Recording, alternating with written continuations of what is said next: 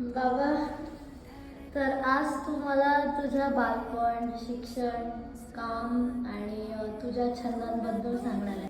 बालपण माझं खोडकर म्हणा, खेळाडू वृत्तीचं होतं. सगळ्यांच्या बाबतीत आवड होती सगळ्या खेळाबद्दल. पण त्या काळामध्ये आम्हाला तसं काही स्कोप नव्हता. उदाहरण म्हणजे आताच्या पिढीला जर तुम्हाला मोबाईलवरती गुगल बघायला मिळतं, जे काही त्या काळामध्ये तसे काही मिळत नव्हते. त्या काळामध्ये कॅरम बोर्डसुद्धा माहिती नव्हता.